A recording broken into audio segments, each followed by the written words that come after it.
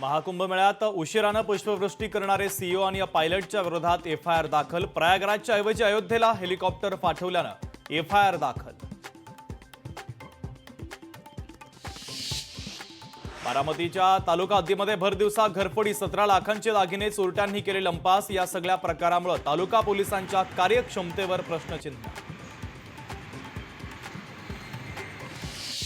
सिंधुदुर्ग जिल्ह्यामध्ये पाणी अडवा आणि पाणी जिरवा मोहीम राबवली जाते। या मोहिमेच्या अंतर्गत गावात मे महिन्याच्या अखेरपर्यंत ही शेती आणि बागायतीला मुबलक पाणी पुरवठा होणार। वाशिम जिल्ह्यामध्ये विविध नैसर्गिक आपत्तीमुळे तुरीचं उत्पादन घटलं। पिकासाठी केलेला खर्च वसूल होणं कठीण झाल्याने शेतकरी हताश। जळगाव शहरामध्ये वाढत्या अपघाताच्या पार्श्वभूमीवर जनजागृतीसाठी हेल्मेट रॅलीचं आयोजन। जिल्हा पोलीस दल आणि वाहतूक शाखेच्या वतीनं रॅलीचं आयोजन। बारामतीमध्ये अभ्यास करत नसल्यानं 9 वर्षाच्या मुलाची हत्या। वडिलांनी भिंतीवर डोकं आपटत केला मुलाचा खून, तर वडील आजीसह आणखी एकाला पोलिसांनी केली अटक।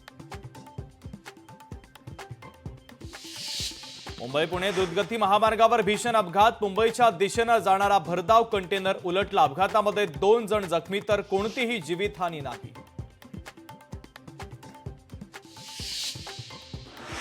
मुंब्रा येथील ओशिवरा डेपोमध्ये बसला भीषण आग। कंत्राटी बसला भीषण आग, तर बसची दुरुस्ती करताना दुर्घटना घडली।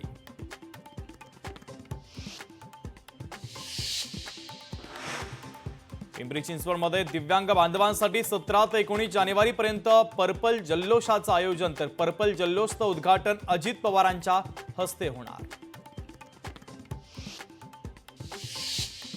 काँग्रेसकडून दिल्लीकरांसाठी महागाई मुक्ती योजनेची घोषणा। 500 रुपयात सिलेंडर मोफत, रेशन किट आणि 300 युनिटपर्यंत मोफत वीज देणार। संभाजी नगरपालिका निवडणूक भाजप स्वबळावर लढण्याच्या तयारीमध्ये। भाजप शहराध्यक्ष शिरीष बोराळकर यांची माहिती।